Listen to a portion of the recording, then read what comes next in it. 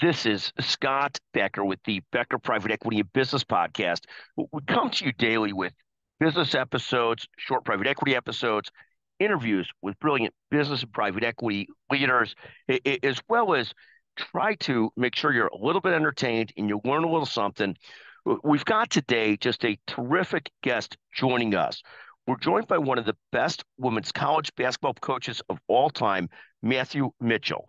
Matthew's going to tell us about his career and what he teaches now outside of basketball. He still coaches some basketball, but literally he coaches now his middle school children versus college athletes. And he had a fantastic college record.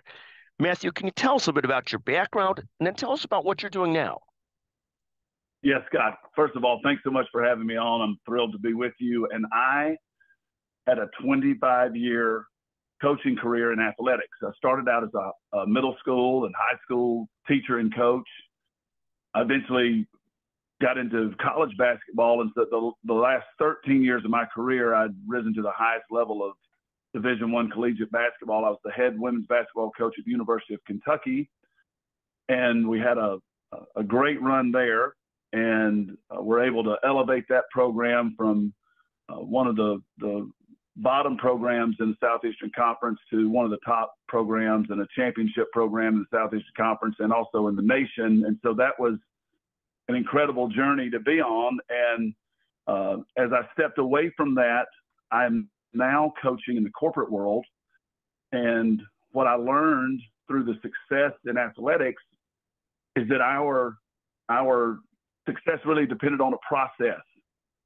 And if we paid attention to the process, then the results would show up. And that's what we're bringing to the business world. The same type of performance that you need to succeed in business exists the same way it does in athletics. You have to be focused. So we are passionate in my company, the Winning Tools. We go into high aspirational, high performance, high achievement is desired from your team. We come into your business and teach you process-driven leadership. And it's all about working together, everybody understanding where their gifts are and what they mean to the team, and bringing that together and forming an organization that really not only drives the bottom line, but it's an atmosphere and a culture where you show up every day wanting to be there and wanting to be with your teammates. And I think it just resonates so much, bringing that background from athletics into the corporate world. And I've really enjoyed doing that. And that's what I do now every day. And take a moment, because you were this fantastic college basketball coach, one of the best in the business, a fantastic winning record, a great career. And now you're doing fantastic at this. You've also written a couple books. Can you take a moment on the books? And then I want to take you back to some of the lessons you've learned and that you teach in coaching business leaders as well as athletes back in the day. But tell us about the books that you've authored. Well, my first book was called Winning Tools. And that, Scott, that's the principles that guide the process. And the Winning Tools was the system I created and the foundation that I built two successful Division I college basketball programs on. And it was very simple. We were going to be guided by three principles: honesty, hard work, and discipline. And in the book, the first book that we released last summer, and we were fortunate to have success with that, it was a Wall Street Journal bestseller. We break down how you bring those principles alive in a team and in your business, just the way that we brought it alive in our basketball program.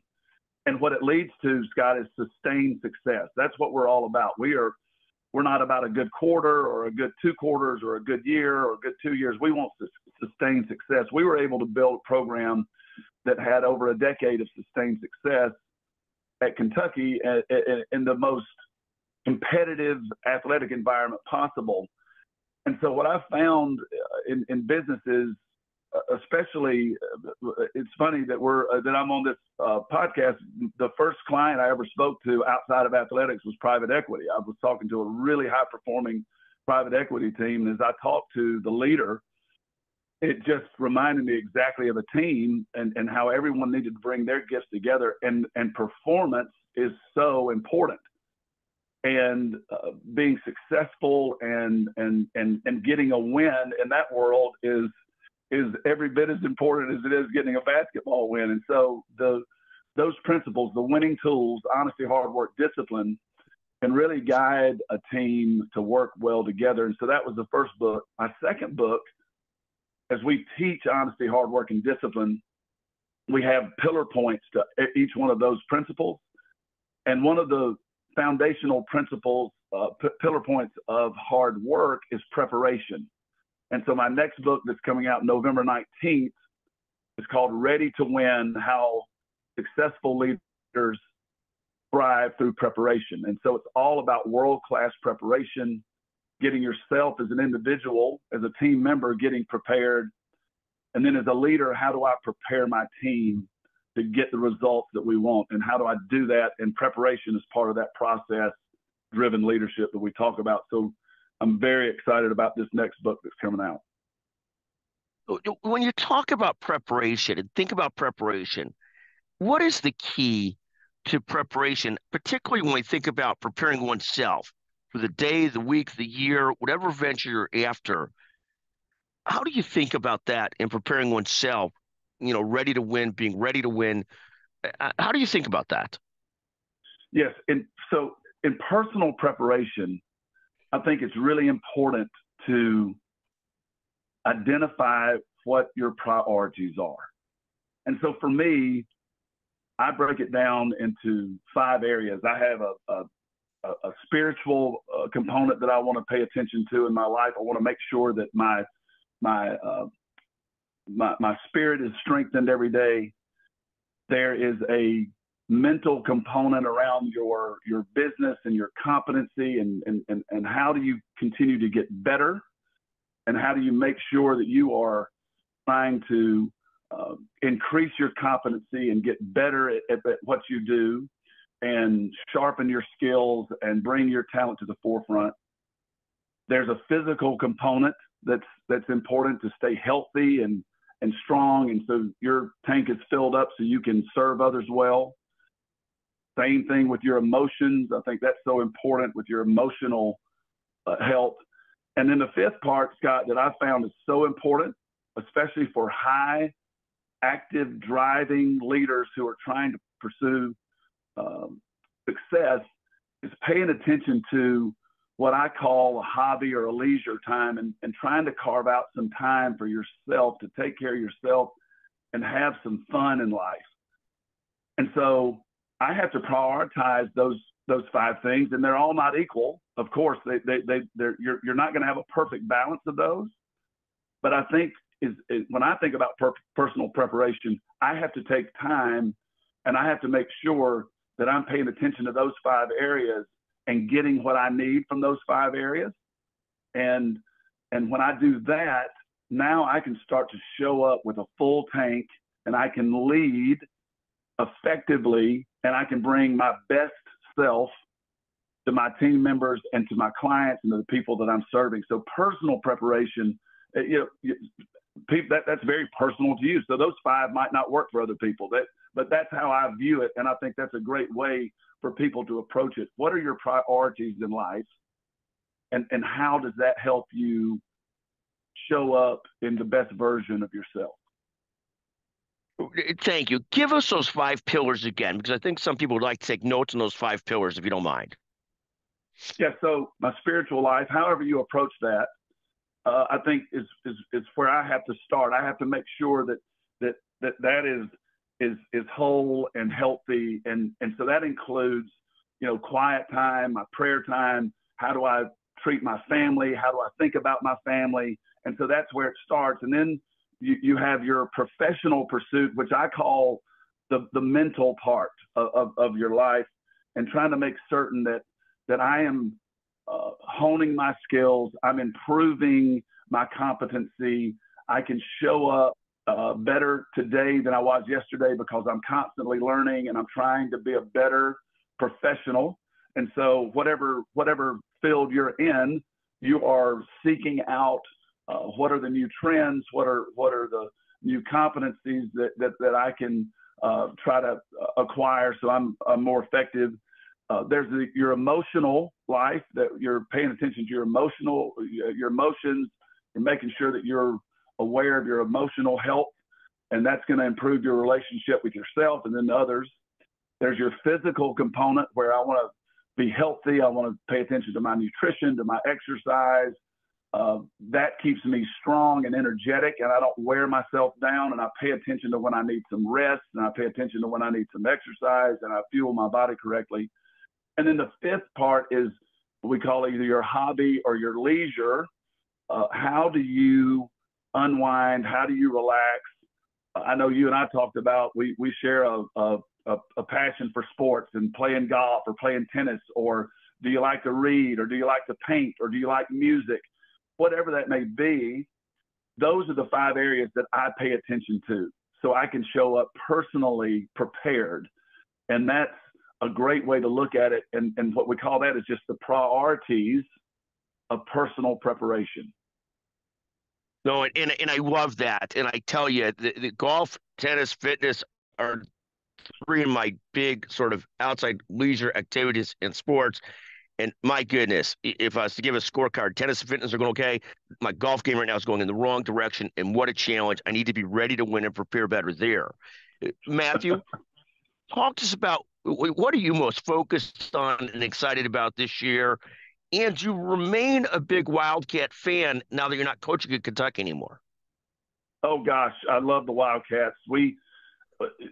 Scott could have moved anywhere we wanted to after I stepped away from college coaching, but we love Kentucky. The University of Kentucky, and being the head coach literally changed my life and the trajectory of my life. It's opened so many doors for me now in my business, and so I'm so grateful, and still a huge diehard Kentucky fan. And as we say here in the Commonwealth of Kentucky, we bleed blue here, so we love the Wildcats. And what I'm focused on in the next year is bringing this message from Ready to Win into people's businesses, because I believe if a business can spend dedicated time and learn this process of preparing their people personally and then their teams, they're going to get incredible outcomes. And it's going to happen through this process-driven leadership that my company, Winning Tools, can step in and help people and walk them through this process that is tried and true and has proven to drive sustained success. And so we are moving this forward. And the book is, I'm so proud of the book, worked really hard.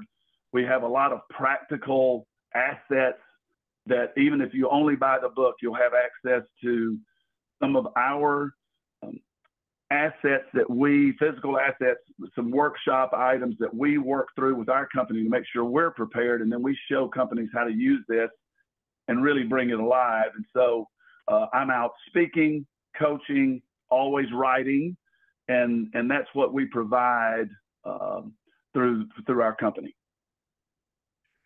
What an amazing career. Let me ask you another question. We've got one of my best friends' daughter is going to start this fall at Mississippi State. Any advice for someone going to Mississippi State? Well, the first thing I would say, they did an excellent job selecting a university, because that's my alma mater. Mississippi State's my alma mater. Yes, I know that. I know that. That's fantastic. Yeah, she made a great decision. And so Mississippi State is a very dynamic school and has made so many incredible strides toward excellence since I left many, many years ago. And so I would give her, or anyone who's starting school, I think it's so important to get very engaged and be curious and look for all of the resources that are available. Here's what these universities are: so resource rich, and they do an incredible job of providing resources for the students, but they don't always do a great job of letting the students know what all is available to them. And so I would show up very curious. I would be very intentional about finding out ways I can get involved outside of just going to class and trying to be a good academic student. I would really try to get immersed in campus life. There's so many clubs, so many activities, so many resources that are available to a college student. And it is scientifically proved, Scott, the most important time in a student's career are the first 2 weeks they're on campus. And then there's more science that if they get off to a great start in that first 2 weeks and they really establish some great connections and some great support systems there, they'll follow through that for another 4 weeks. If they can get off to a good start in that first 6 weeks, it's unbelievable the success rate of them academically, with GPA, with graduating, with positioning themselves for a better job after graduation or graduate school. And so really going in there with an open mind and a curious mind and getting out of their comfort zone and getting connected to people and immersed in campus life. And of course, attending class. Class attendance is another big indicator of future success. So that'd be the advice I would give her starting at Mississippi State or anyone starting anywhere.